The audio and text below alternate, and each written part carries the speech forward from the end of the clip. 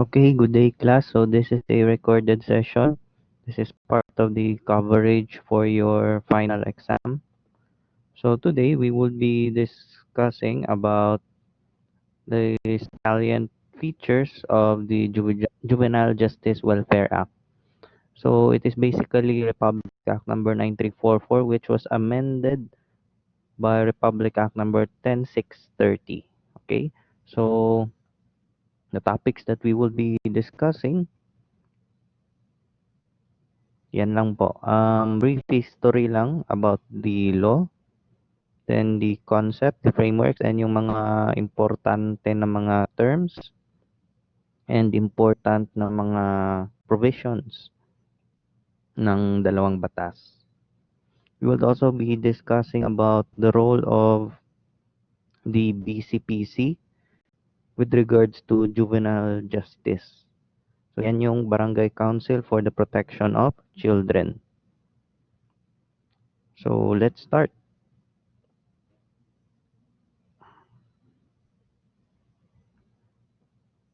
So as of today, this current setting of our government, we have different laws in which it caters and it defines youthful offenders or yung juvenile offenders and the processes when they commit certain violations of law and what must be done to them in order for them to not continue or not commit the same acts again.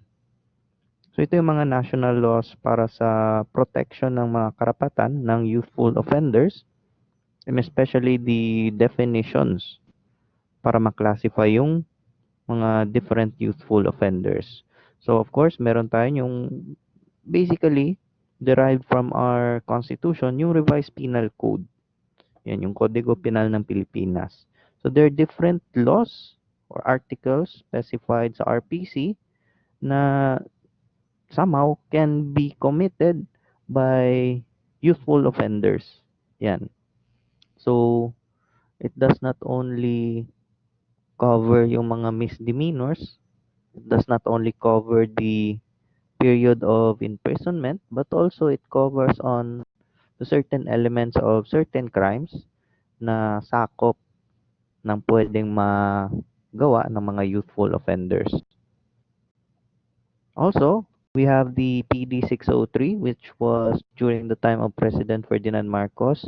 Ito yung Child and Youth Welfare Code, itong P603 or yung Presidential Decree 603. So, if you want to take a look at that law, itong PD 603, pati itong RA 9344, I have sent you the copy of the whole law, yung documents niyon sa LMS. So, i-double check nyo na lang yun.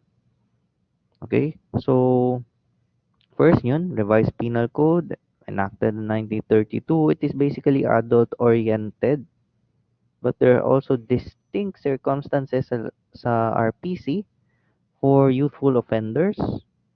And because walang mga certain processes or provisions sa kung ano ang magiging kahinatnan before, during, and after uh, implementation of yung punishment para sa mga offenders, the reason na merong loophole yung batas, nagkaroon ng special laws. It is not just for the juvenile justice but also of all facets of laws. Yan, environmental laws, yung purely criminal or yung heinous crimes, and also other political and civil laws. Yan. So, sa revised penal code, hindi doon nakasaad yung mga programs, wala nakalagay doon, but they were soon uh, incorporated first sa PD 603 and then sa special laws yung mga Republic Acts. Yan. Pati yung definitions ng children, yan, at yung mga facilities na kung saan sila paglalagyan.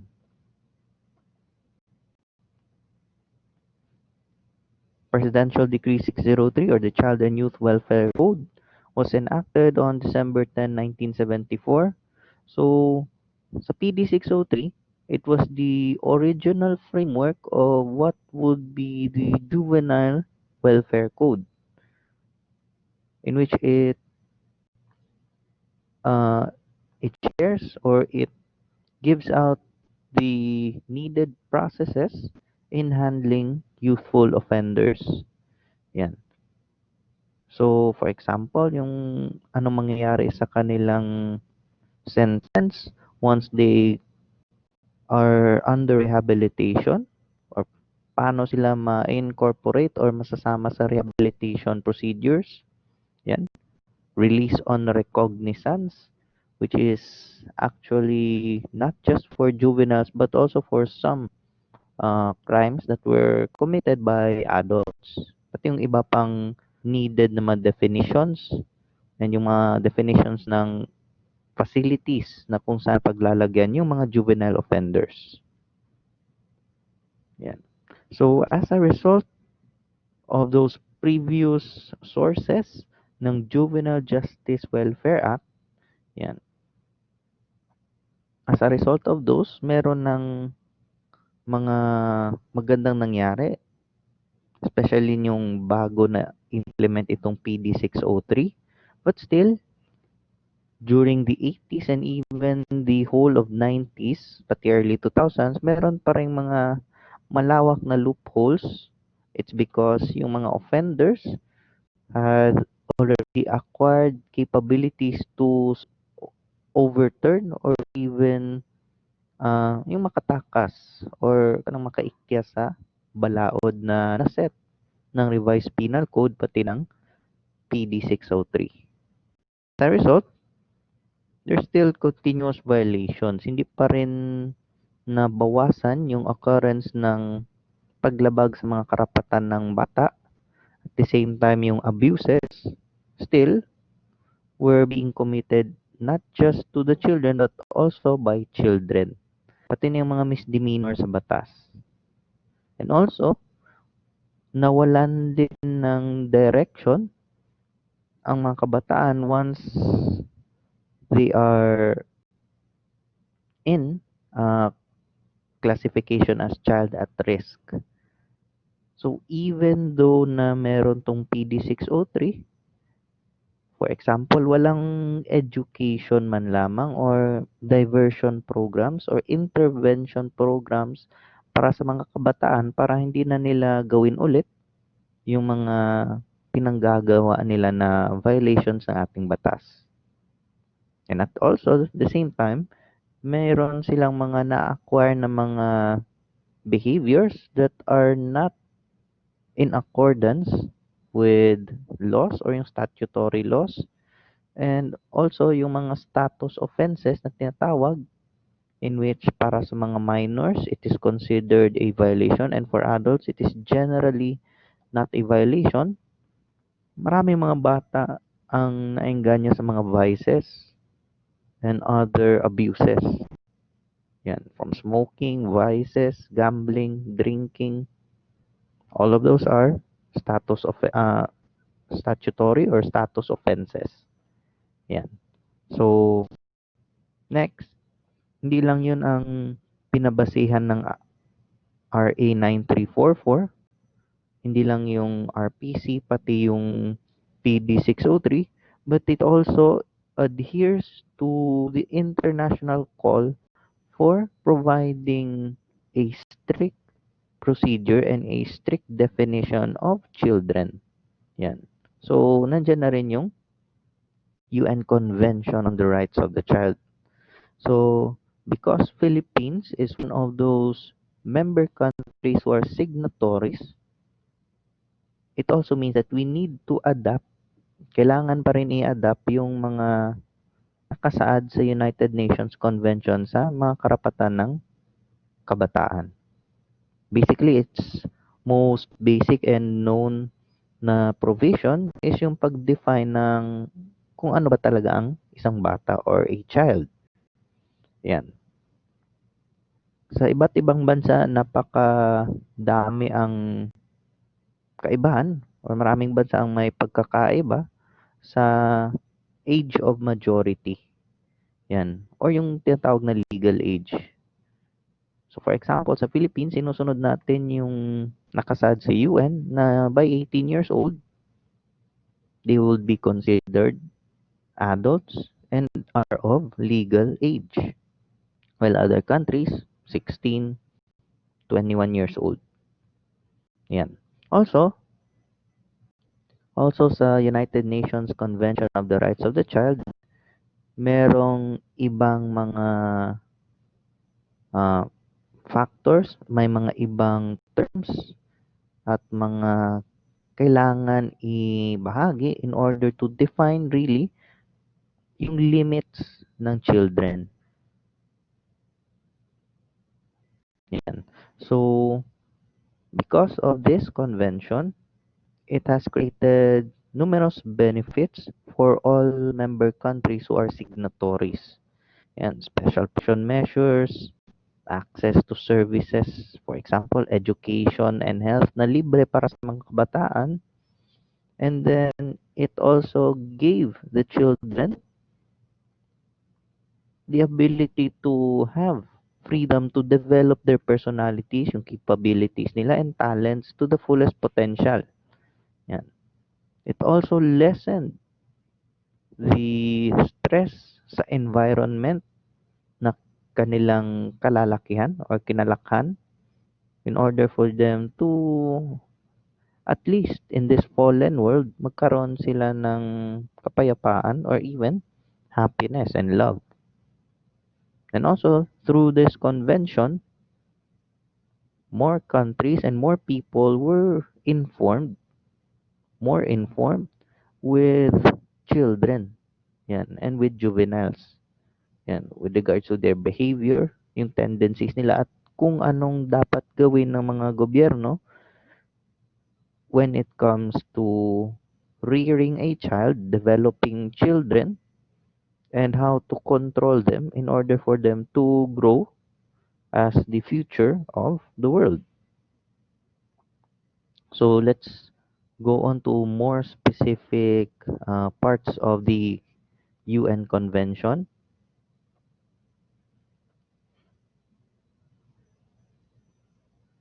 Yan. So Article 40 ng United Nations Convention on the Rights of the Child. The right of a child in conflict with the law to legal help and fair treatment. So when we say child in conflict with the law, yan yung CICL, these are children who are adjudged of or were adjudged to come up with a violation of a law sa kanilang bansa. So yan yung tinatawag na children in conflict with the law. Yan. These children who are in conflict with the law, hindi pwede na pabayaan na lang sila or to be mixed with adult offenders once they would be adjudged beyond reasonable doubt dito sa atin. Yan. Also, sa Article 40, it set a minimum age below which children cannot be held criminally responsible o yung tinatawag na ah, absolute na exemption or exemption sa mga violations. Yan. Because by virtue of psychological research, merong mga age brackets or brackets of development, yun, stages of development ng kabataan in which there are some na hindi pa nila na kukuha yung tinatawag na responsibility and discernment sa kanilang mga actions.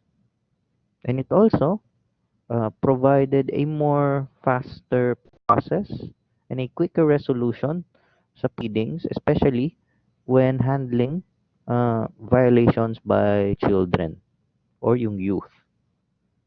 Yan. So ano bang ah, kinalaman nito? Ano bang epekto nito sa ating bansa? So this convention made the Philippines be more committed to create more appropriate measures to ensure that yung mga kabataan natin are protected from all forms of abuse, discrimination, and severe punishment. In order also for the children to be more disciplined and to be much aware of what they are doing towards others. Yan. So,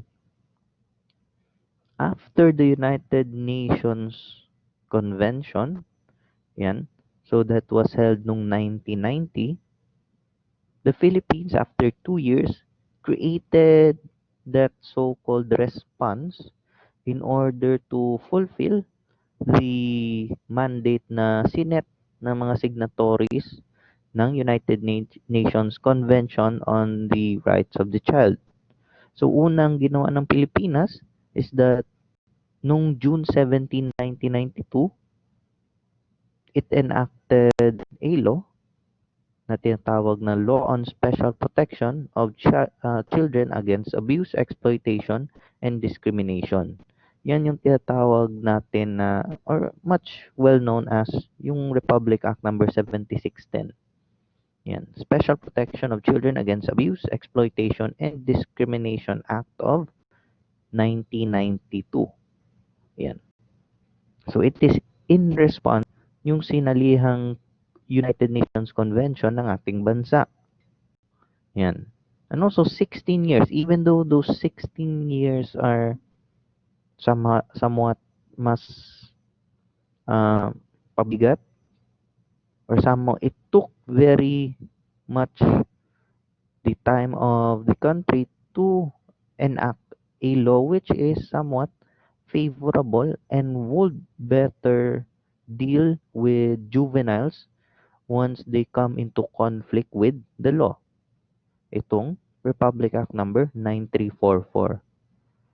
So, ngayon, sa current status ng legislation, pinupush rin ng executive through ng president na itong RA 9344, may mga certain provisions dito na kailangang amendyahan. It is needed to be amended according sa president because of the severity of crimes that the child or the children in our country has committed, and because those children are already much influenced with the terrors of society. Yan. So itong RA 9344 took effect noong May 20, 2006, while itong RA 7610 was noong June 17, 1992. Yan. So, before RA 9344, ito yung situation ng mga youthful offenders when they come into conflict with the law. Yan. So, first, merong isang situation or isang occasion na kung saan itong dalawang batang ito, ages 9 and 10, they already arrested for allegedly stealing something, theft. The thing is, kasama ng ibang mga minors is yung ibang adult prisoners. So, kumbaga, nagsagol na sila sa isa ka selda.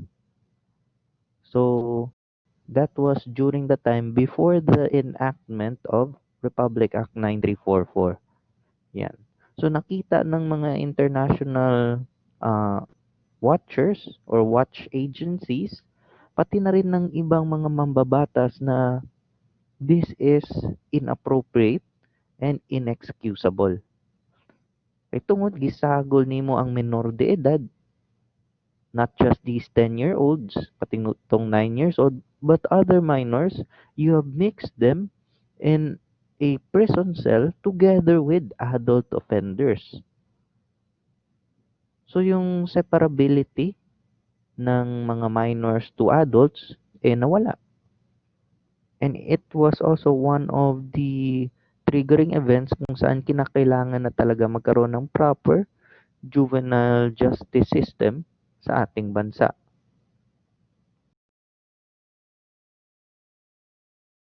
Also, before nagkaroon ng RA 9344, ito si Rosie. So she was a 5-year-old female child na nakita sa Cebu City na naglatagaw lang sa dalan. And because during that time, before the enactment of Republic Act number 10368, yung vagrancy o yung pamumulubi or kanang sa Bisaya paglatagaw sa dalan is considered a crime. Yan. So before RA 9344, before Republic Act number 10368, or anti or the act decriminalizing vagrancy, yan. Nung panahon na yon, itong si Rosie was imprisoned inside a prison cell sa presinto. And due to her youthful age, she was somehow separated with adult offenders. But still her cell or her prison cell was still originally built for adult offenders.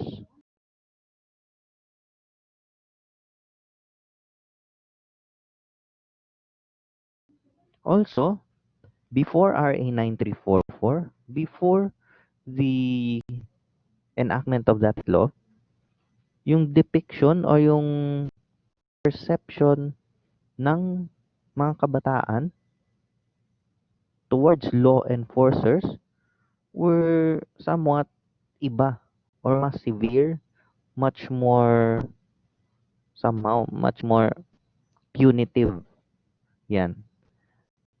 Kasi noon, yung estilo ng law enforcer sa pagdampot in Tagalog, but the correct term for today, by virtue of the same law and by virtue of certain memorandums, ang tawag niyan is yung pag-rescue. Yan. So, please take note. Once na merong gagawing operation ang law enforcement or ang gobyerno towards children of any nature, yung tawag sa pag-take into custody ng mga minors is termed rescuing or rescue. Even if the child committed deliberately an act which is a violation of the law, hindi mo yung tatawagin na arrest. The proper term for it is rescuing the child, rescuing the minor. Kasi before RA 9344, may fear ang mga kabataan, may katakutan ang kabataan once na meron siyang makikitang mga police or law enforcers na makikita na sila namumulubi sa daan. So how would those law enforcers at that time uh, take into custody of those children? Yung ginagawa sa kanya tinatali yung kamay just like an adult criminal or an adult offender, or because of the lack of proper equipment and proper training sa law enforcers at that time, they were either dragged, yan, birahon na sila, or they were collared, yan, gikwelyo, na, na gibitbit nila or gikwelyo nila padulong sa presinto. So that itself, as of today, is considered child abuse, yan, by law enforcers. But before RA 9344, yan yung naging kinasanayang pamamaraan ng law enforcers in taking custody of minor offenders. Yan.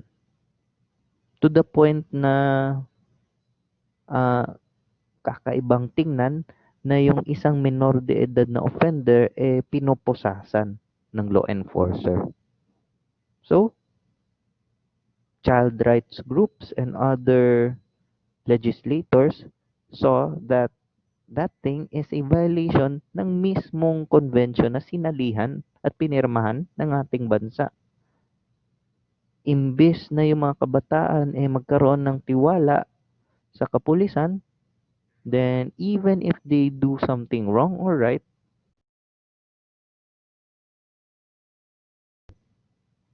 At hindi lang yan yung ginagawa ng kapulisan that time. Even at some point, they would maltreat, physical punishment, those youthful offend.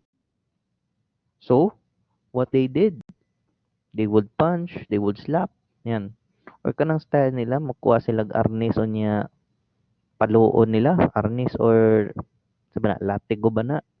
Ilang paluon ang lapa-lapa, barely the soles of the feet. Yan. In order to inflict much damage but with less evidence soon after.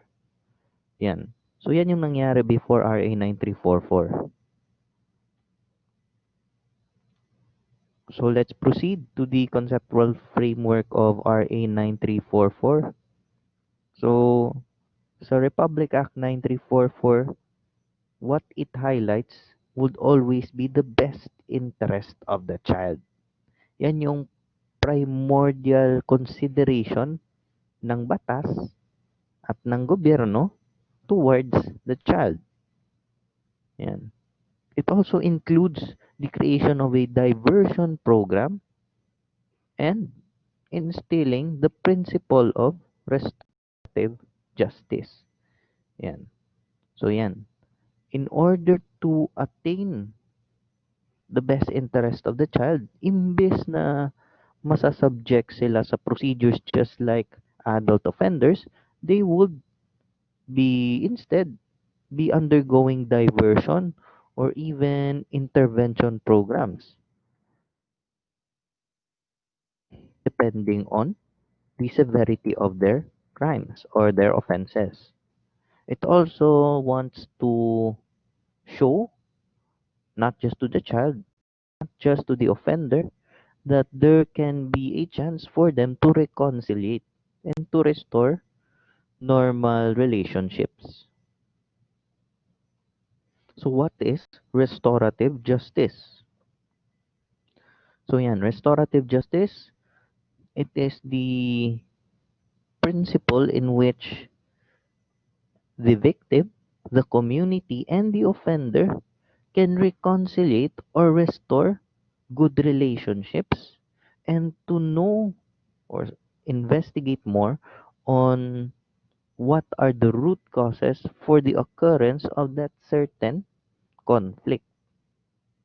Yan. Kasi ang goal ng restorative justice is not just for the victim, but also for the offender with the uh, collaboration of the community. Kaya merong mga certain uh, events or occasions na kung saan hindi na pinapaabot sa kapulisan yung pagsisettle ng conflicts. That's why the community is there, and of course the lowest um, council or the lowest branch of the government that is nearer to the community is yung barangay. Kaya sa barangay palang daan, naana yung mga peacekeeping programs, not just for adults, but especially for youthful offenders. Yan. So it also involves diversion programs. Yan. So what is a diversion program? It involves processes by which child offenders are prevented from entering or being subjected to the adult or yung formal criminal justice system kung saan merong makabago at ibang proseso na pinagdadaanan yung mga youthful offenders.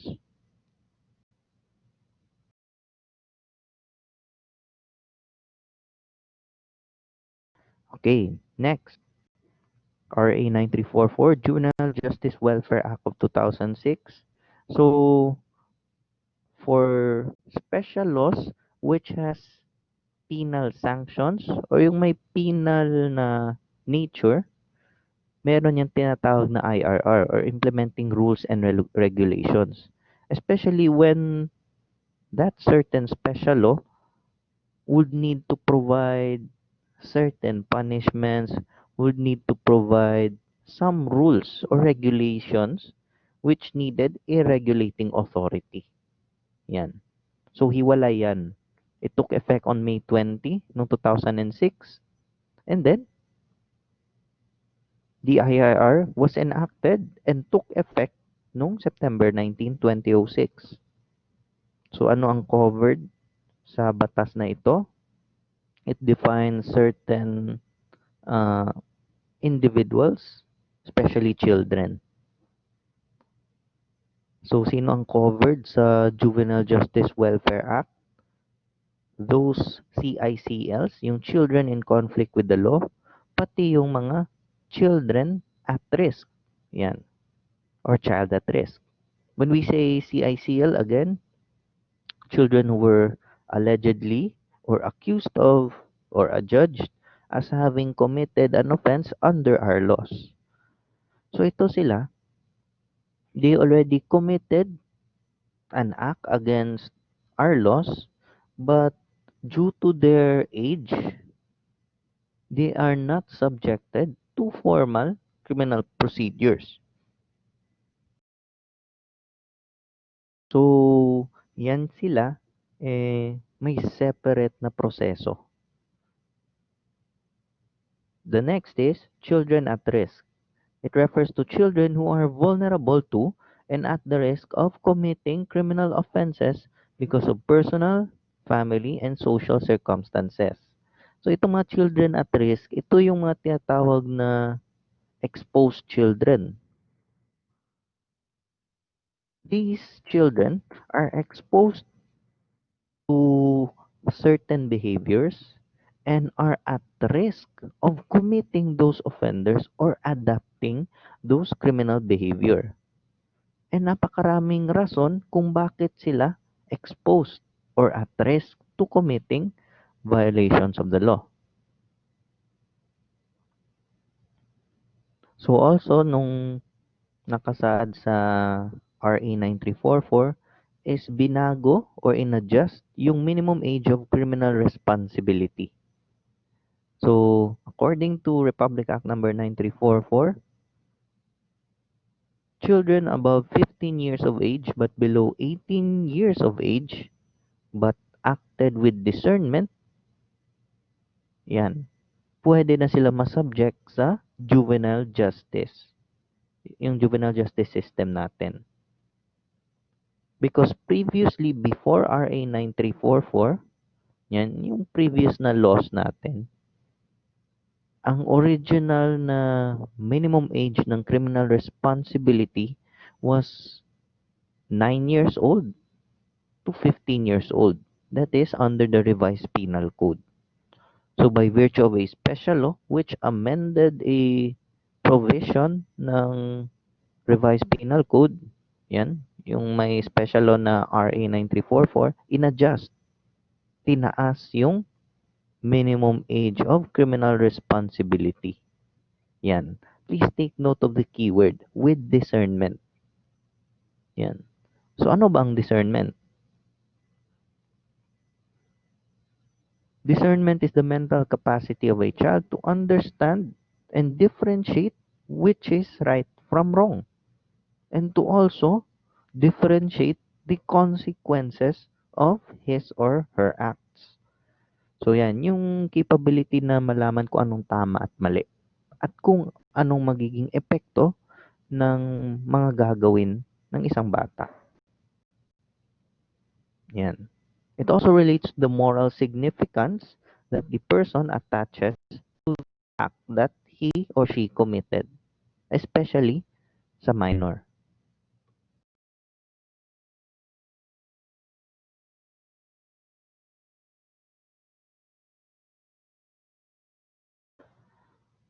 So also by virtue of this law, it created an exemption for children who has committed certain acts or yung exemptions from criminal responsibility ng isang child.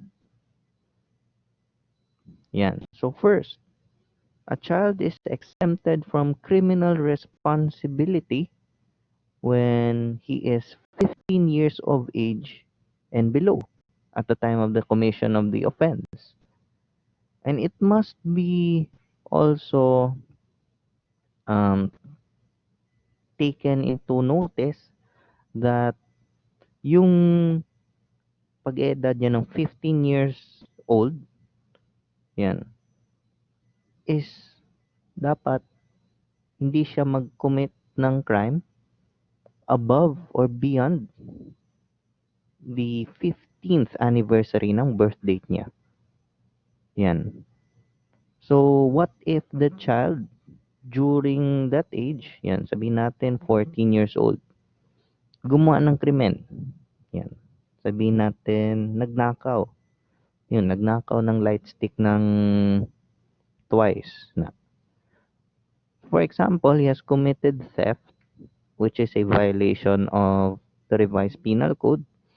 Then that child, upon deliberation, must be subjected to an intervention program either ng barangay, ng kapulisan, which is suited in order for him to prevent from committing the same act or severe acts again. Yan. So yan. Una ha, a child 15 years of age or under at the time of the commission of the offense is exempted from criminal responsibility. Yan. And by virtue of this act, nagkaroon ng intervention program.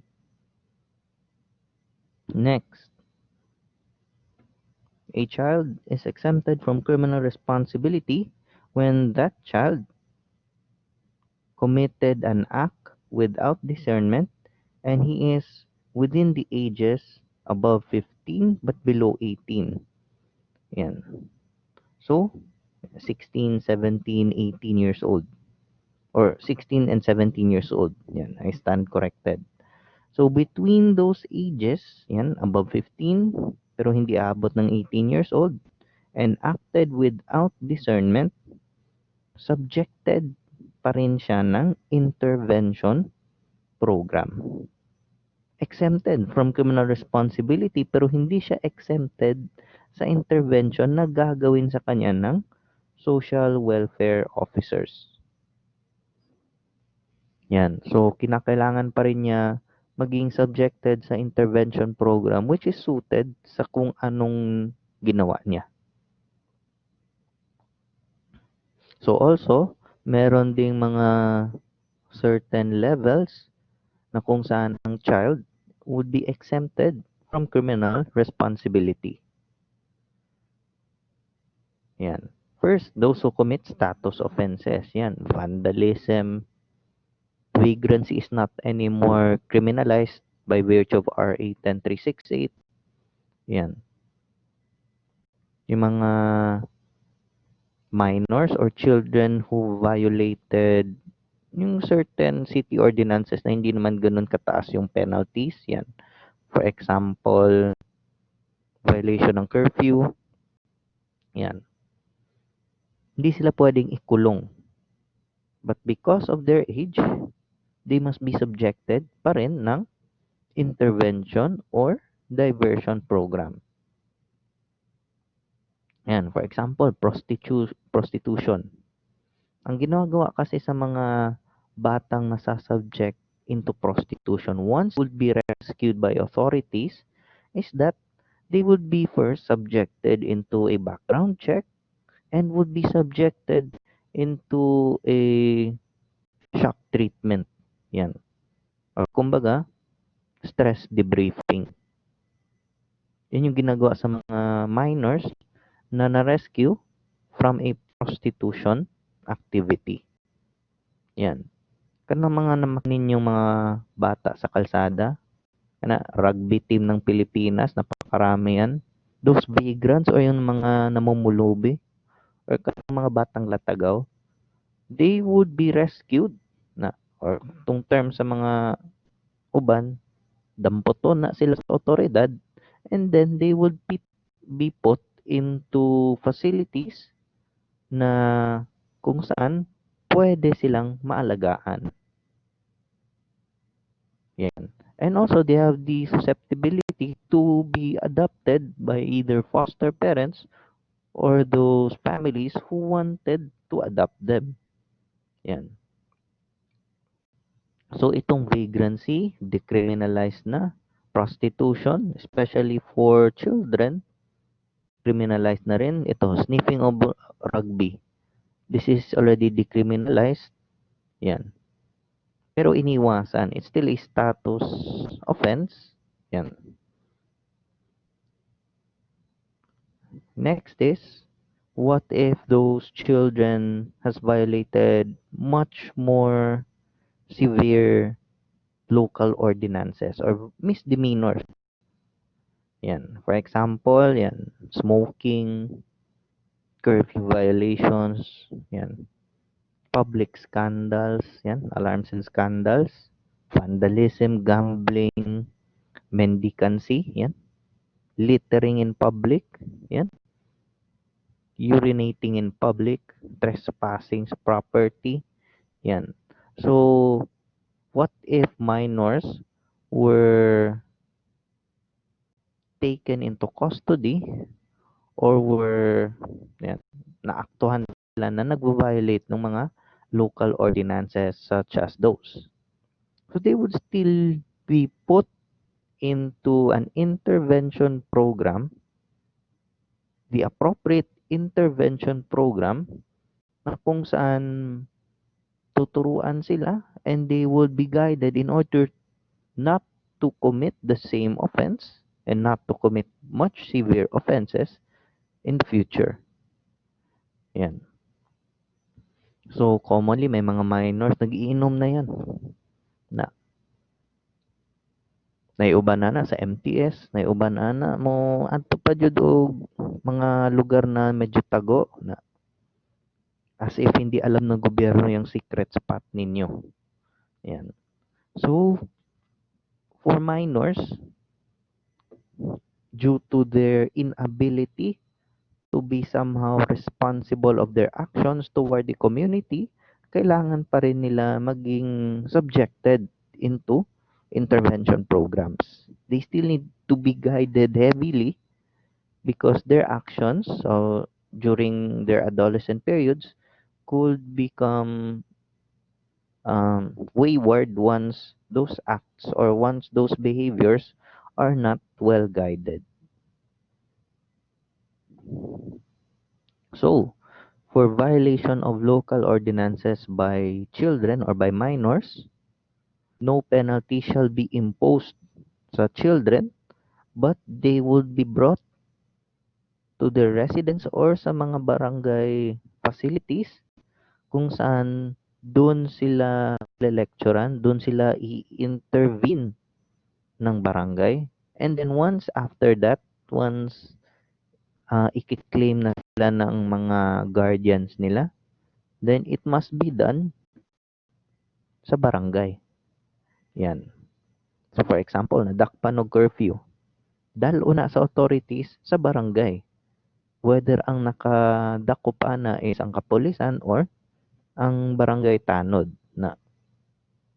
So dalo na sila sa barangay, i-record sila, lecturean sila, and then once they would be ready to be claimed by their guardians or their parents, bibigyan sila ng warning together with the parents na kung gagawin nila ulit yun, there might be a much more heavier price to pay. Yan. Hindi naman din sila hulihin. But, yung ika nga yung may strikes sa pag-commit ng acts. Yan. So, mas delikado yan once dumarami na yung violations. Pero, walang magawa ang government kasi yan pa rin yung umiiral na batas hanggang ngayon. Hindi pa rin pwede sila ikulong even though they are habitual delinquents. Or paulit-ulit pa rin nilang ginagawa yung parehong pagkakamali. So also, violation of local ordinances ng mga children still needs appropriate intervention programs, yan, provided sa mga city ordinances. Kasi yung mga city ordinances, ginagawa yan ng mga LGUs, ginagawa yan ng local legislative units with certain provisions for intervention programs once merong mga minors na mahuhuli niyan. Yan. So, also, the barangays, as the government's most basic unit, they can also be the one to record the child is at risk and not child in conflict with the law. Yan. As per the mandate ng Department of Social Welfare and Development. If they are constantly violating local ordinances, and once their acts would become much more severe, yan, pwede na silang maging CICL, depending on the deliberation. But basically, they are child or children at risk once they are violating or has violated local ordinances or yung mga maliliit na misdemeanors. Also, yung sinabi kong intervention programs kanina, it involves just some of these. Yan, counseling, group activity sa mga batang nahuli. Yan. Then, parenting education seminars para sa mga parents. Yan. Kay commonly diri sa ato ang setting sa Pilipinas, there are some parents na parang walang pakialam sa ginagawa ng kanilang mga bata. Even if the actions ng kanilang mga bata, yung mga ginawa ng kanilang mga bata is somewhat a violation. So yun, kanina, once those children at risk violated local ordinances, they are exempted from criminal responsibility. Pero yung ikalawang aspeto, are they exempted from civil liability? So, the answer is no. Hindi sila exempted from civil liability. Sana sir, sila ipabayaron nimo? No. For example, they have violated, sabihin natin, local city ordinance or siguro a misdemeanor. Yan. In which either one of those, yan, nagawa nila ng with discernment or even without discernment. So, criminal responsibility is extinguished, but the civil liability of the minor is not extinguished. So, according sa RA 9344, the exemption from criminal liability herein does not include exemption from civil liability and still needs to be enforced in accordance with existing laws. So, for example, umihi yung bata sa public na parke. Yan, for example, umihi siya sa Rizal Park. And then sa sobrang lakas ng ihi niya, nasira niya yung monumento. Yan, for example, yun. Maliit lang na monumento, hindi yung dili itong kay Rizal. Or naka-damage siya sa public property na owned by the government. So of course, if you are illegal adult, yan, you will be fined with penalties. Yan. Kung civil laws, nakasira ka ng property ng iba, then you need to pay for it. Yan. Civil indemnification, yan, or reparations. Pero when minors committed those, yan, they would not be subjected sa criminal responsibility, pero yung civil liability, andyan pa rin. The thing is, it would be passed to the parents or guardians due to the fact na yung guidance nila at that time was somewhat not really existing or non-existent. So ipapataw yung civil liability papunta sa mga lawful guardians nila of legal age or their parents. Okay? So, yan yun. Once again, pag criminal liability, exempt,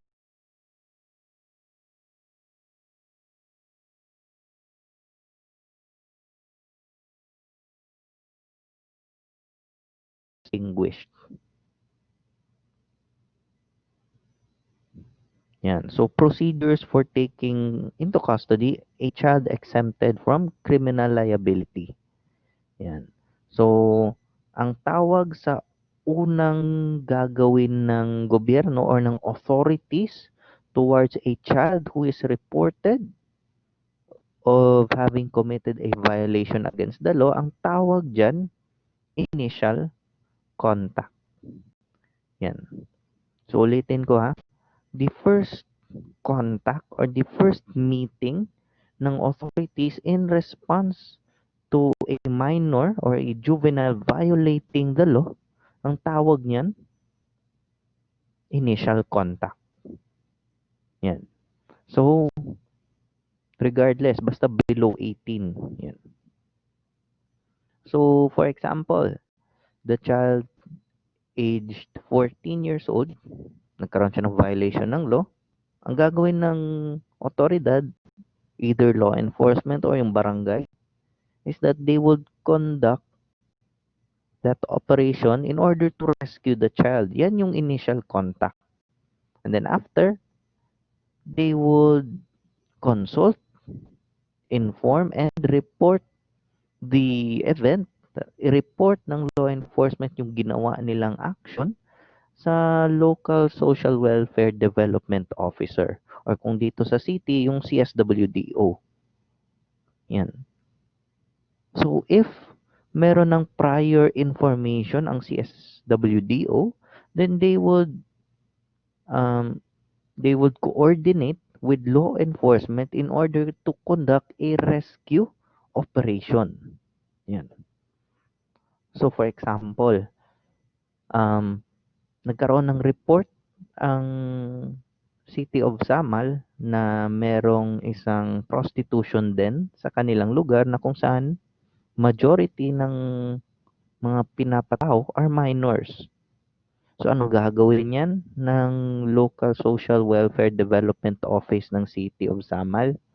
Ang gagawin nila is that they would create a report and they would also ask for the assistance ng either ng PNP or ng NBI.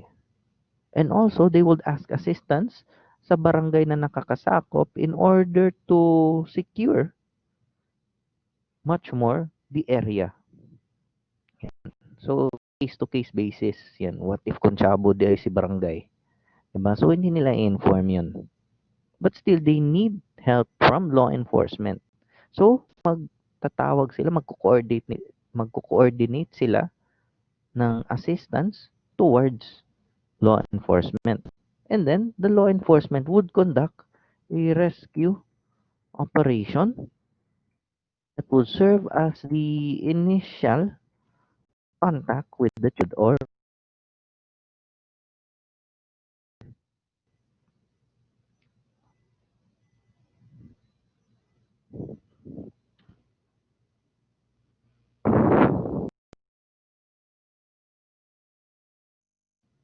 so after conducting that initial contact, inoperate na ng law enforcement, pumasok na sila sa area, na rescue na nila yung minors. Ang gagawin sa mga minors is that they would first need to be brought up to a medical facility. What if there were abuses na hindi naman nakikita physically? Or hindi nakikita pala ng yung visually. Yan. So, they would be subjected to a medical examination. Yun, stress debriefing, kasama na dyan. Then after, the law enforcement and the other agencies involved, especially the local social welfare officer, would need to create a report in order for that operation to be recorded and then para magkaroon ng due process yung mga may sala. Yan. And then, after, they must somehow immediately release those children to the lawful guardians or to the parents. Yan. So whoever is near or whoever is available, kailangan nila ma-release yung mga bata after turning them over from their office. Yan. So, yung custody ng bata nandun na sa guardian. So, ang gagawin ng law enforcement together with the LSWD o yung LSWDO, yung officer, is that they would create a community-based intervention program para sa bata. In order na yung bata would not be vulnerable and also would not be having the tendency na yung masira yung kanyang kinabukasan. Yan, intervention programs.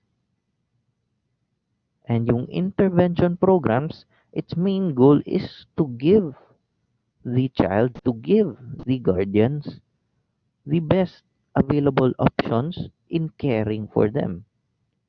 Yan. So what if yung bata walang lawful dyan or walang parent na somehow malapit? So they would be referred and turned over to a youth care facility o yung tinatawag na bahay pag-asa. Yan. So lahat ng cities, lahat ng municipalities must have bahay pag-asa. Yan. Yan. So, yan. What if the parents or guardians or yung relatives hindi ma-locate or hindi ma-contact or refuse to take custody of the child that was rescued?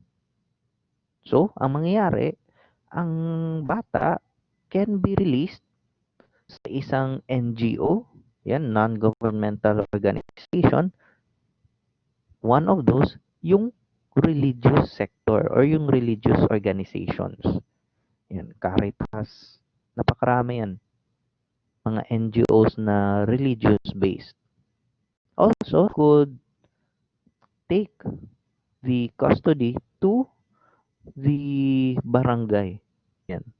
O yung barangay official na miyembro ng BCPC, which is the Barangay Council for the Protection of Children, sila yung temporarily magte-take ng custody sa batang subjected sa juvenile justice system. And if wala talaga sa previous na choices, yan, walang parents, walang NGO, wala si barangay, then that is the time that the child's custody would be with the local social welfare development office. Yan.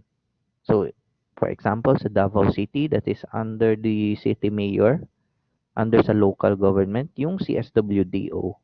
Kung national office ang nag-take into custody, still under license, yan, and registered with the Department of Social Welfare and Development.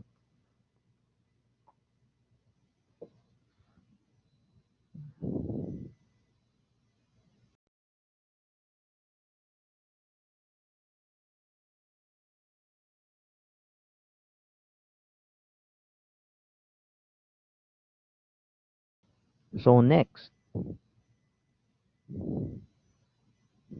if the child has been found by the LSWD officer to be dependent o yung inabando na, neglected or abused ng parents, the best interest of the child still needs to be upheld.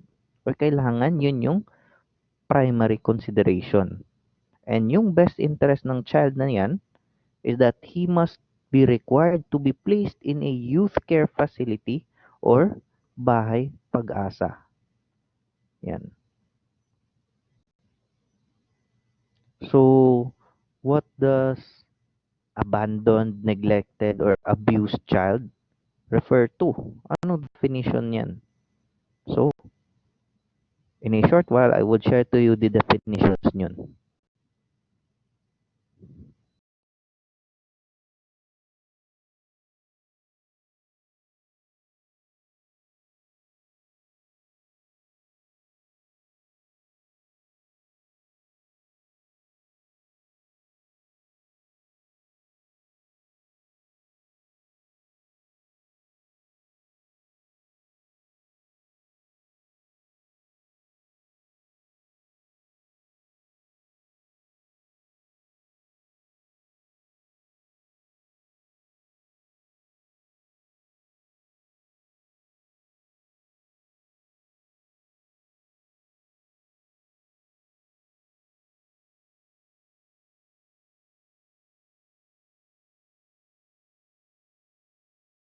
So, yun, kanina, it was described kung yung bata na ba yun is abandoned, neglected, or yung without a parent, kailangan pa rin niya ma-subject into the best interest para sa kanya. He must be put into a youth facility or a child placement center. So, either one of those abandoned, neglected, abused child, or yung dependent children na walang guardians, kailangan mailagay doon sa mga facilities na yun. So, when we say dependent child, he is one who is without a parent or guardian. Yung wala na talaga. Yung dependence niya, yun yung method niya na para makasurvive. Yan. And yung kanyang mga basic needs is actually from the public. Yan. So, yan yung dependent child. Yan yung mga karamihan sa kanila na kinukuha ng mga NGOs, especially yung mga religious-based organizations. Yung mga dependent child.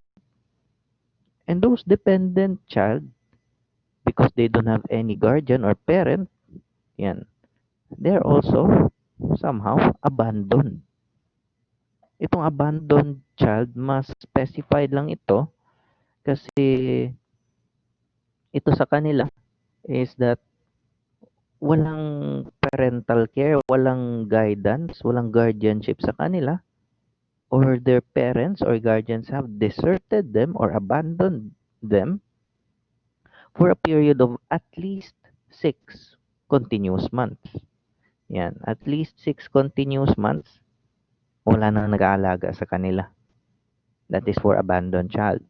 When we say neglected child, yung basic needs ng batang yan has been deliberately or intentionally unattended. Or yung kanyang mga basic needs hindi nabibigay ng guardians sufficiently. Kumbaga yung parents siguro hindi na kaya yung pag-aalaga ng isang anak, they would just neglect the child or uh, lagay na lang nila sa orphanage. Yan. Siguro yung magulang salat sa pera na way kwarta, way kapalito gatas na gihatag nila or tinurn over nila sa ampunan. Neglected child yun. Yan. So, when we say neglected child, it can occur in different ways. Yan. Physical neglect, emotional or psychological neglect. Yan. So, when we say physical neglect, the child is deliberately neglected with his physical features. Walang bahay. Yan. Palaging nagkakasakit at hindi magamot yung sakit. Hindi na papakain yung bata or yung nutrition na kinakailangan ng bata sa paglaki hindi nabibigay. Also, when a child is unattended or iniwan na lang ng siya lang mag-isa, yan, without providing needs and proper supervision for the child, that's still considered neglected. And of course, emotional or psychological neglect, yan. When children are being subjected into maltreatment, yan. They're seduced, raped, used in criminal behavior or criminal operations, yan. Or yung mga bagay, mga ginagawa ng mga adults na kung saan binibigay nila ng risk yung kalusugan at pag-iisip ng bata. Yan, for example, kidnap po di mong bata and then katong mga kidnappers ang ilahang pabuhaton sa mga batang ilang gikidnap is that pugso nila ang mga bata na mamalimos na mangayog kwarta sa dalan. Yan. So that's part of emotional neglect.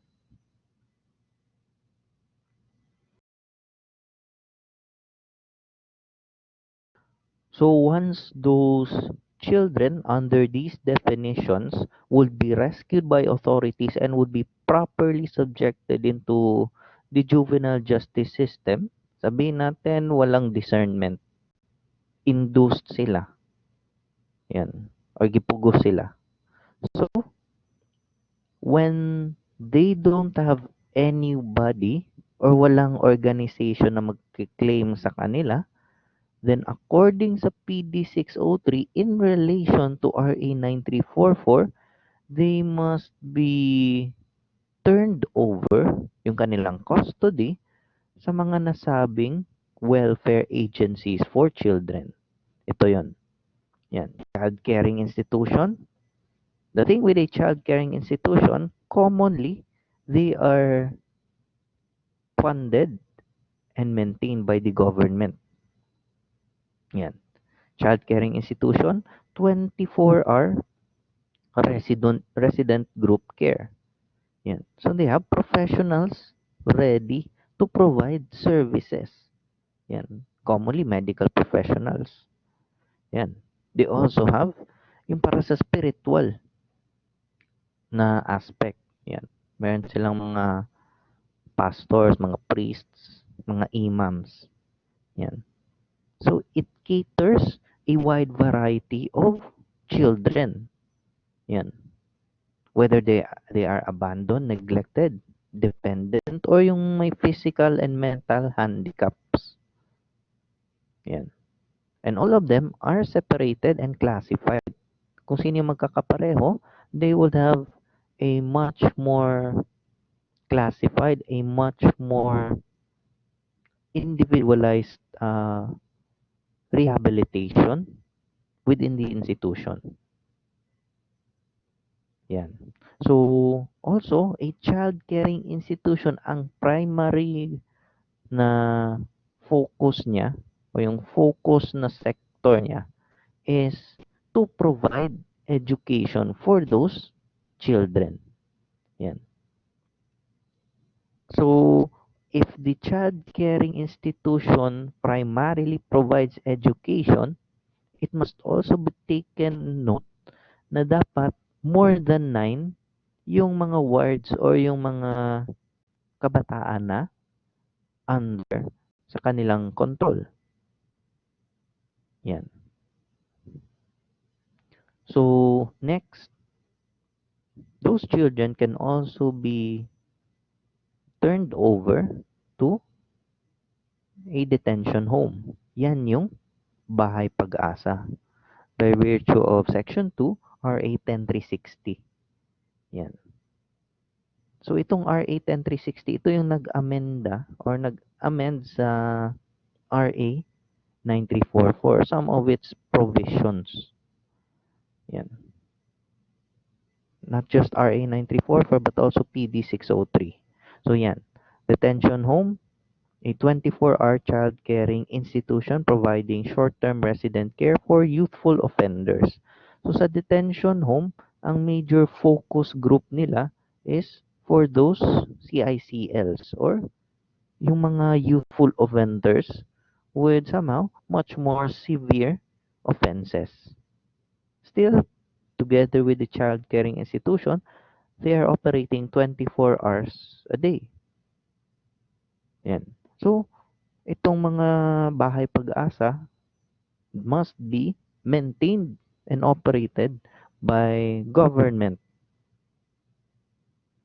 Also, meron ding shelter care institutions. Yan. Provides temporary protection and care to children requiring emergency reception as a result of fortuitous events. Yan. Example of those, abandonment ng parents, yun, biglang may natural calamity na kung saan yung bata yung kanyang mga guardians nawala or pumanaw. Yan. Or those children who were subjected to neglect or cruelty inside their homes at na-rescue ng authorities. So, commonly, they would be turned over to a shelter care institution to provide temporary care and protection. Yan. Itong mga shelter care institutions, mas nagiging active to sila in cases of children's or those children na merong court order with regards to the custody nila. What if those children have parents na abusive yung dalawa? So who would take over sa kanilang custody? So itong shelter care institutions. Yan. They would serve as witness once a court order would hold the custody away from the parents. Kasi yung parents siguro abusive. So, yan yung tinatawag na parents patriae. Yung doctrine of parents patriae ng korte, especially the government, to serve as the parents of the child in lieu or as a representative of the government. Also, meron tayong receiving homes. Yan. Itong mga receiving homes, they are somewhat the same with foster homes that provide temporary shelter from 10 to 20 days. So, for short, parang medyo mas mahaba to compared sa shelter care institution. But during the stay ng mga children sa receiving homes, they would be under observation and study. Yan. Kasi meron din mga medical and other professionals na employed sa receiving homes kung saan ide-determine nila yung magiging outcome ng behavior ng bata. And of course, they would also provide programs in order for the child to recover from a shocking or a traumatizing experience. Yan. So receiving homes together with an educational child caring institution has the key number na 9. So sa child caring institution, yan, 9 or more pupils. Sa receiving home, much more individualized. They must not exceed, yan, they must not exceed 9 children na being subjected sa kanilang mga program sa loob ng receiving homes.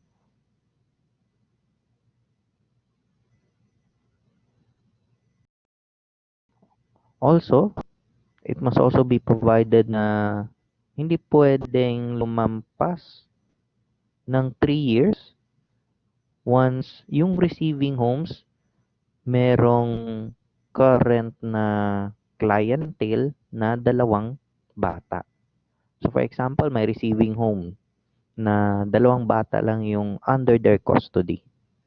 So pwede na yung dalawang bata for a continuous period below 3 years can still be subjected to their individualized programs. Okay?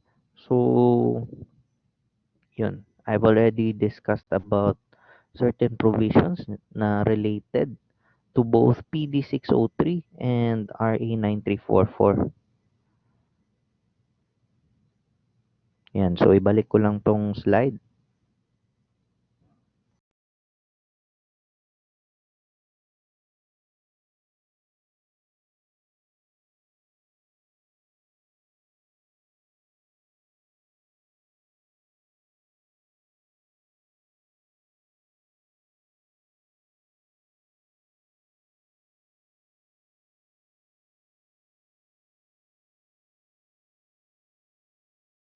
Yan.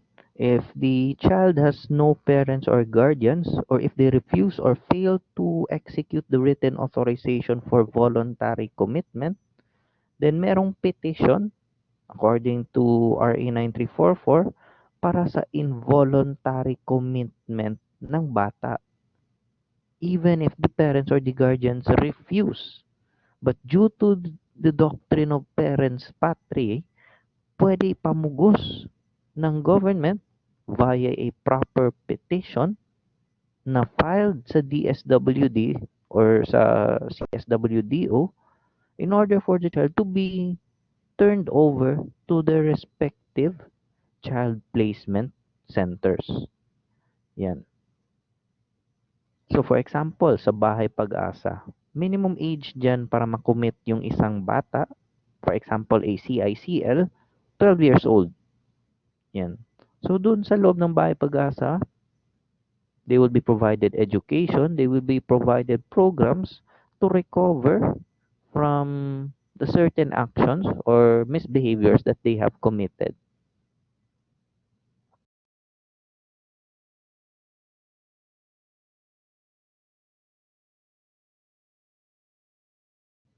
So I will just skip itong procedures ng para to sa PI, yan, inquest, preliminary investigation, yan, filing of information sa korte.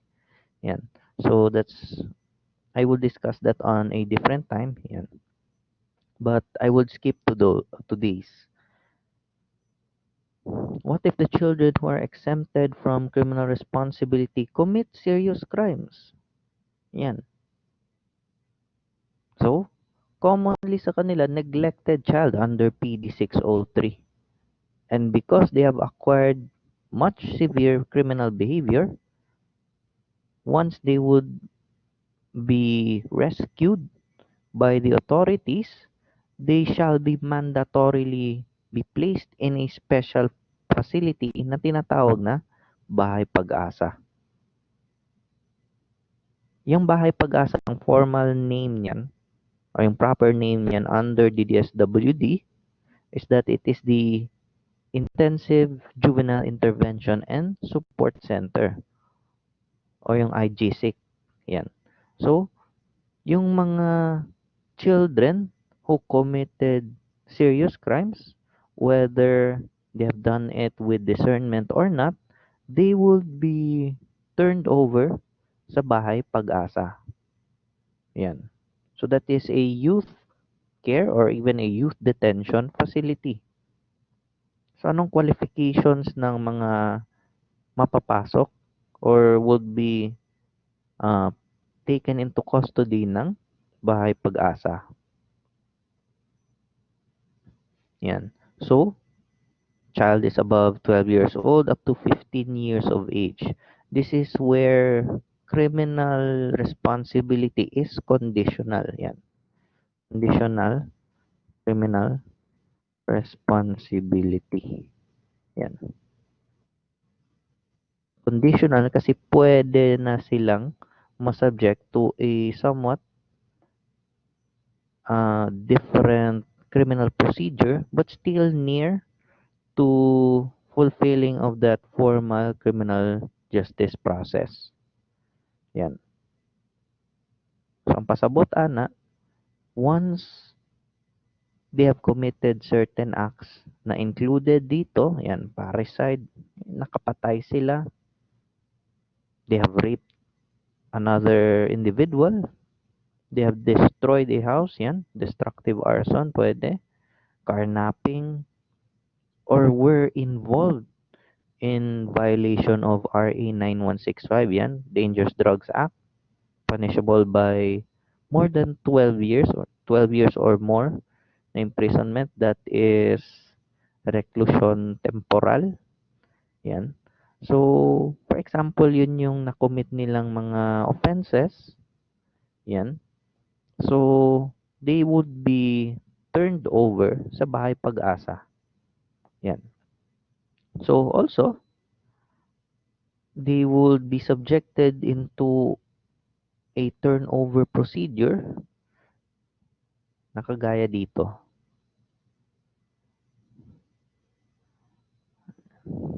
Yan.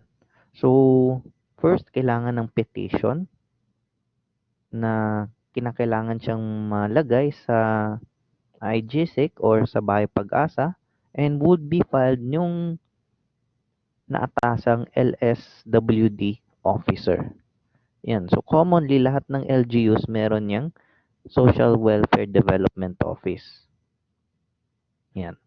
So, yung petition must be filed within 24 hours from the time of the receipt ng report, which yung report nanggaling sa law enforcement or sa kapulisan yan. And then, after filing the report, ipapasa nila yan sa court kung saan yung korte mas decide sa petition within 72 hours of receipt ng petition. Okay? So, next is, what if the children who are exempted from criminal responsibility are yung mga repeat offenders or somewhat habitual delinquents or yung habitual juvenile delinquents? So, once again, they are labeled as neglected children under PD 603 at yung kanilang program would be called an intensive intervention program, still supervised by the local social welfare development officer. Intensive dahil inulit nila yung ginawa nilang mga krimen or somewhat with the same severity. Yan. So, here are some qualifications. And still the same with those previous classification nung sa mga children na nakakommit or were adjudged to have committed serious crimes. The child must be above 12 years to 15 years of age. Yan. Previously subjected dapat siya sa isang community-based intervention program. So, ang pasabutan is that giusab niya ang mga buluhaton or yung mismong proseso because he has committed the same act again. And hindi lang siya ang magiging subjected dyan. The parents or the guardians nung bata shall be executing a written authorization para voluntarily na nilang ibibigay yung custody ng bata sa facility o sa bahay pag-asa. Yan. So they would execute written authorization na binibigyan nila ng kapangyarihan yung bahay pag-asa na mag-take custody sa bata. But also, meron ding petition for involuntary commitment which would be filed ng DSWD or yung inatasan na Social Welfare Development Officer. And yung involuntary commitment na petition would only be done if the child has no parents or wala talagang guardians or yung guardians at parents refused or failed to execute yung written authorization para sa voluntary commitment na unang binigay sa kanila. So yan, that's still part of parents' patre. Iti-take over na ng authorities, ng gobyerno, yung proseso kung hindi magawa or ayaw gawin ng legal guardians or ng parents.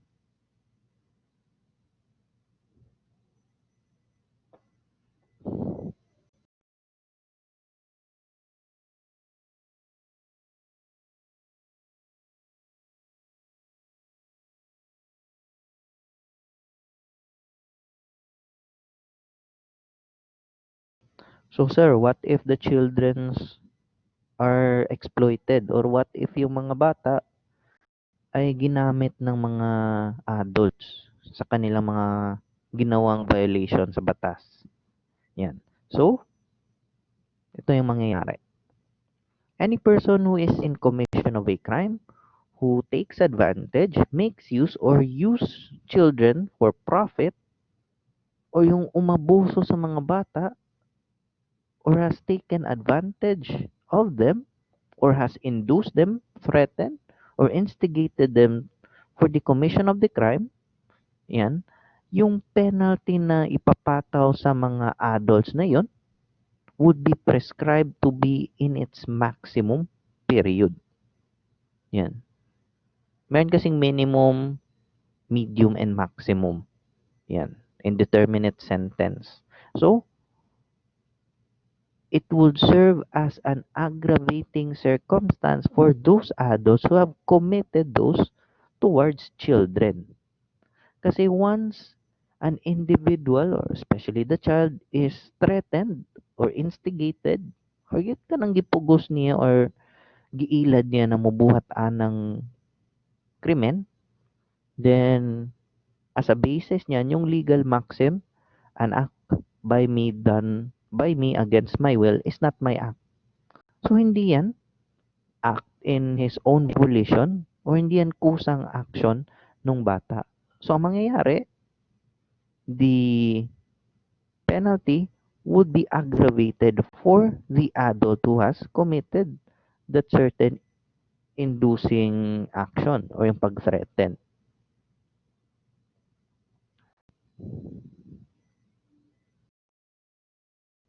Also, according to RA 7610, if the children are exploited by adults for the commission of the crimes, then they should also suffer the penalty of prison correctional sa medium period niya to reclusion perpetua. So reclusion perpetua is minimum niyan 20 years and 1 day na imprisonment. Yan. So reclusion temporal is 12 years and 1 day to 20 years. Yan. So they might suffer that kind of penalties. Yan. Prison correctional, that's 1 degree lower. Yan. So yung mga sinabi ko kanina about intervention programs, that's basically community-based and somewhat much lighter compared to this diversion. That diversion is still individualized, but it focuses on those children who are in conflict with the law. It is individualized without resorting to formal court proceedings. It will serve as somehow an alternate or an alternative to a formal court proceedings na kung saan subjected yung adults. Yan. So, who undergoes diversion? CICLs above 15 years but below 18 years of age. And please take note, acted with discernment. So, dapat with discernment yung ginawa na krimen. Na gituyo niya dunggab iyang classmate. Then he is within that age bracket. Yan. Also, those children who are 15 years old and below who committed an offense and that offense has a high severity and with discernment, then they would still be undergoing diversion program. Yan. So, asan ba yung mga venue? Sino bang pwedeng gumawa ng diversion programs? Yan. So, barangay or yung police or prosecutor level sa executive. So, it would only be subjected sa kanila yung diversion program if the offense has an imposable penalty of not more than 6 years of imprisonment. Yan. So, for example, theft. Yan. But if the crime or the act has an imposable penalty of more than 6 years but not more than 12 years of imprisonment, then yung korte na ang magta-take over ng diversion program. Na. So, that is much more severe. Yung korte na mismo, si judge na mismo, yung magde-decide ng anong kahinatnan ng nasabing bata or yung nasabing CICL. Yan. So, on the barangay level, ang gagawa niyan is yung BCPC. Yan. Together with the KP. Yan. Yung katarungang pambarangay. Kung saan yung namumuno o yung chairman ng KP, yung lupon ng tagapamayapa.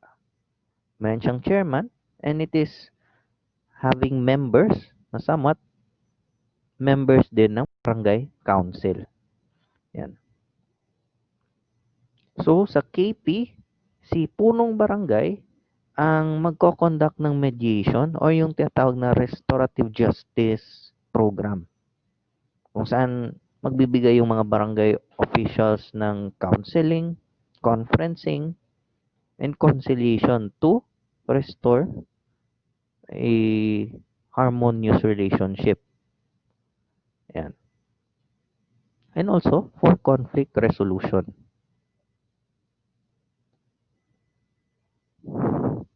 Also in the barangay level, the absence of the offended party or his or her disagreement in its conduct shall not be prevented or shall not prevent the proceedings from being conducted. Yan.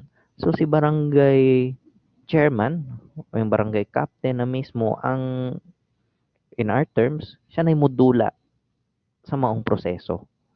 Together with the BCPC, together with the lupon, yan, sila na yung magde-decide in their level sa anong kahinatnan nung CICL. So, also sa barangay level, they would be given a chance, especially yung offended party, to participate with the uh, victim's party. Yan. So they would present their own reasons. They would also present their own um, stances. Kung ano bang gusto nilang mangyari.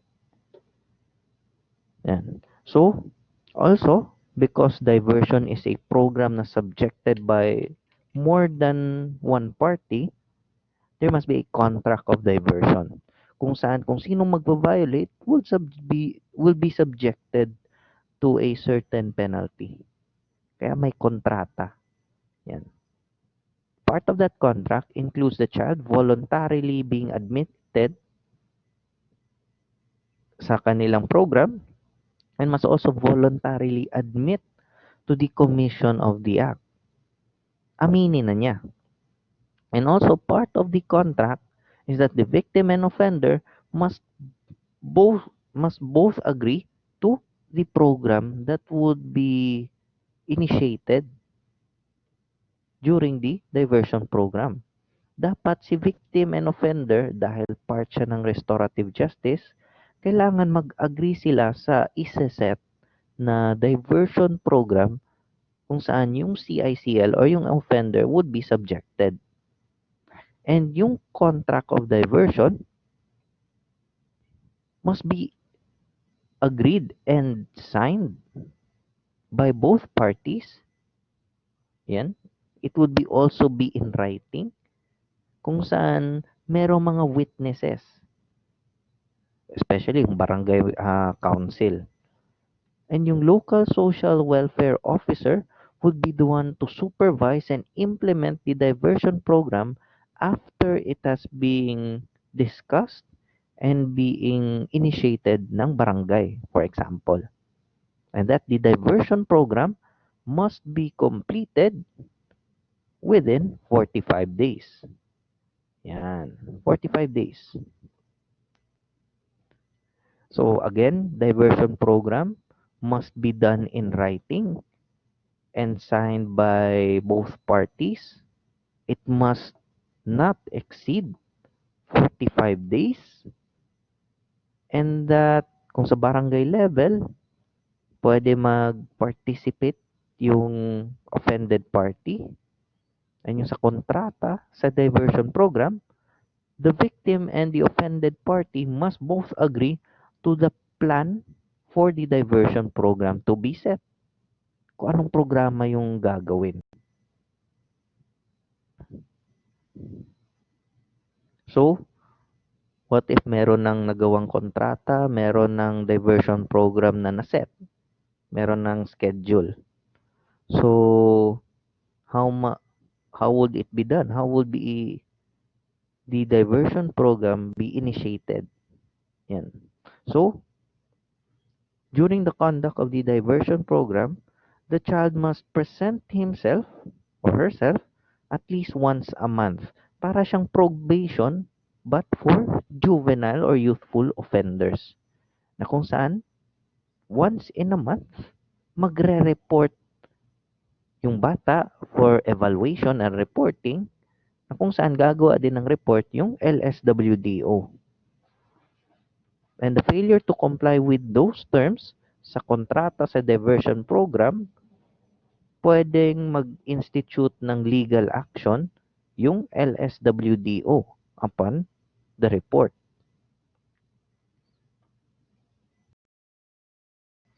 So, in formulation of a diversion program, after the conditions are set, dapat merong mga characteristics na yan yung isang diversion program. It is individualized. Of course, you cannot serve two masters. So, dapat tailor-made para sa ginawa ng isang CICL. It is tailor-made for both parties kasi iba't iba yung nagiging situation ng isang CICL. Kumbaga, yung isang CICL, ang kanyang ginawa at yung kanyang condition is different from another CICL. So, it must be individualized. And it also must consider the child's feelings. Yan. Yung feelings of remorse.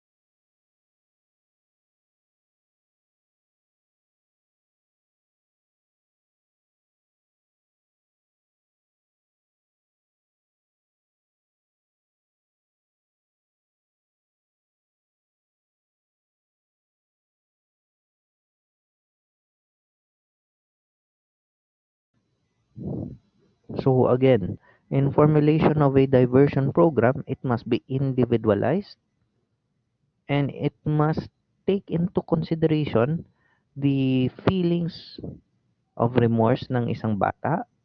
Yan. Kung saan kailangan na niyang ma-realize na yung kanyang ginawa is mali. And that the child would still be able to be guided and supervised na yung kanyang viewpoint, yung kanyang pananaw sa buhay at pananaw sa kanyang ginawa at pananaw niya sa ibang tao, magbago para sa ikabubuti niya. And so that the child would be rehabilitated and, take note of this, be reintegrated to the community.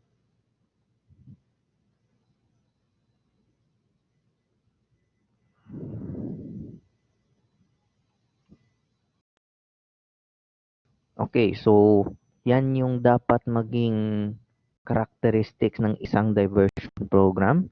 These are the kinds of diversion program that may be implemented. Yan. So, the diversion program, restitution of property.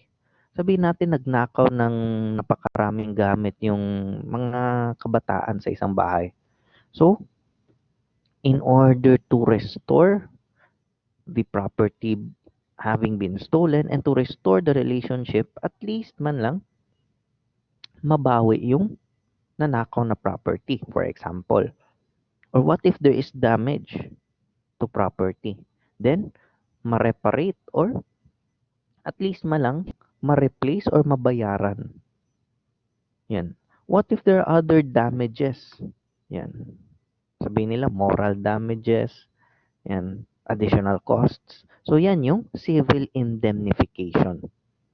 And also, part of those restitution, reparation, pati civil indemnification, kailangan ng offender or ng offenders gumawa ng written or oral apology or even both.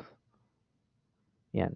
At dapat sa diversion program, ma-ensure ng guardians o ng parents ng offenders na masasubject yung CICL into a counseling session kasama ng kanyang pamilya.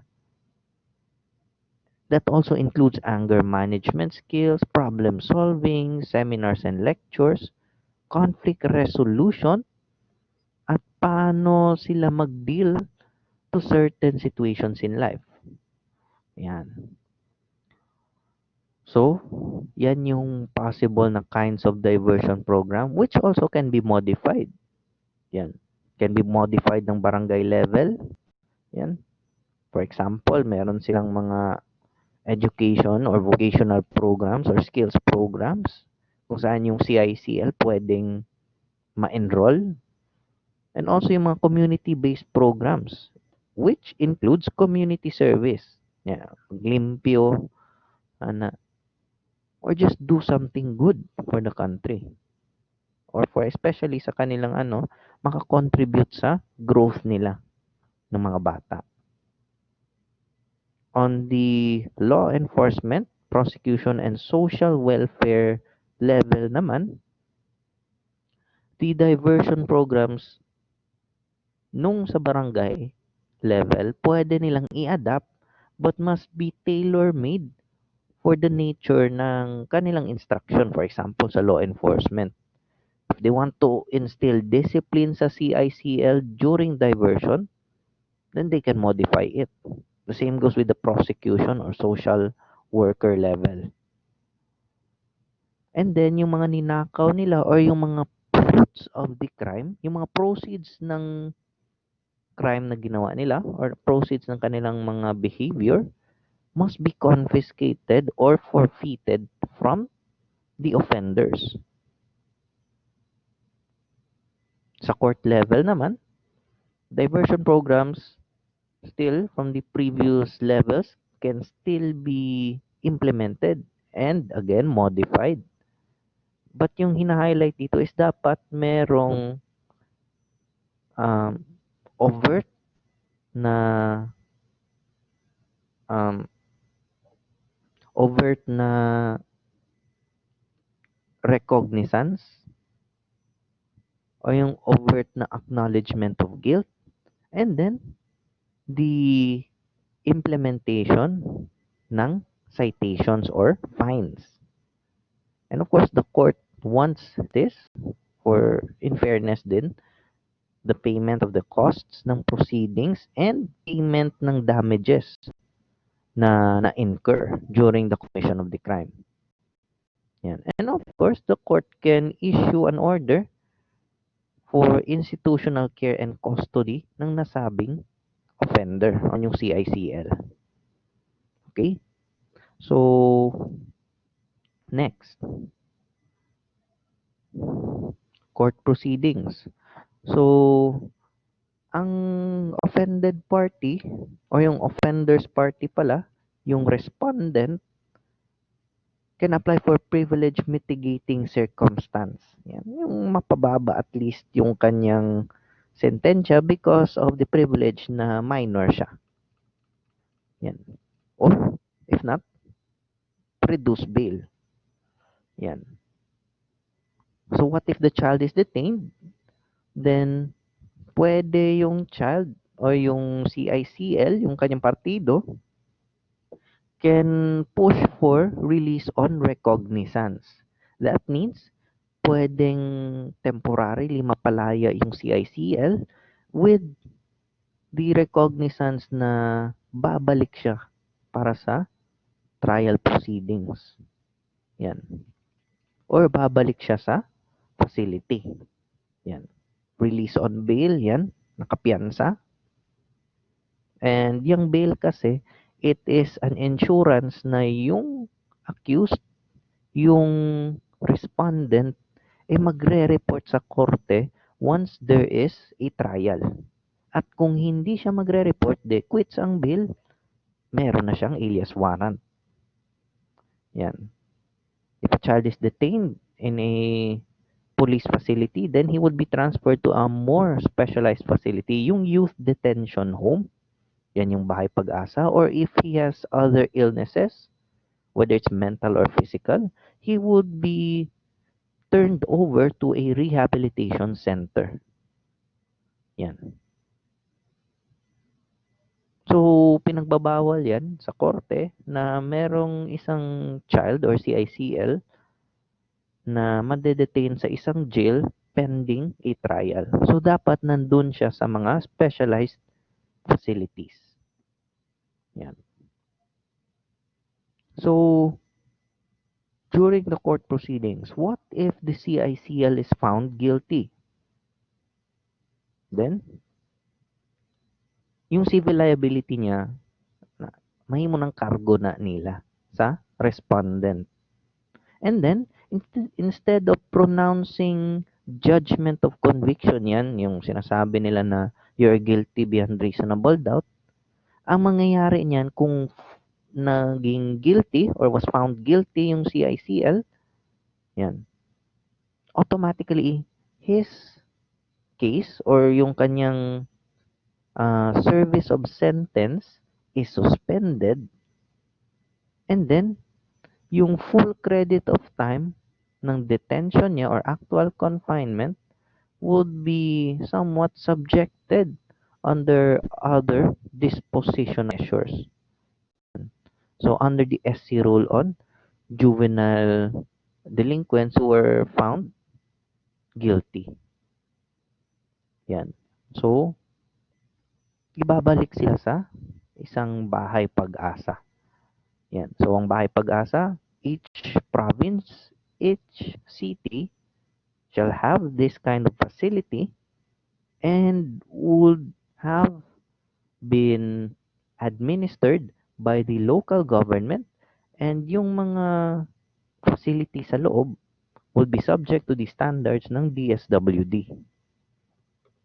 Also, ang bahay pag-asa must be maintained 24 hours, funded by the LGU, managed by the LGU, and supported by other NGOs. Yan. Kasi itong bahay pag-asa, hindi to permanent residence nila. This is a short-term residential care facility. Yan. Again, yung bahay pag-asa for those CICLs who are awaiting court disposition or awaiting transfer to other agencies, or yung naghihintay na lang na matapos yung kanilang um, time sa loob ng facility. Yan. So, again, yung IJISC, yung IGSIC is the other term for bahay pag-asa. It is known as the Intensive Juvenile Intervention and Support Center. Yan. So, because of that, meron tayong mga facilities na kung saan magbibigay ng specialized care for those CICLs. Okay? So, yun. That sums up for the important or yung salient features Juvenile Justice Welfare Act in relation with PD 603. So, once again, thank you for listening. By the time you have seen this, na-post ko na to sa LMS. So, good luck on your final exam. Once again, thank you and God bless.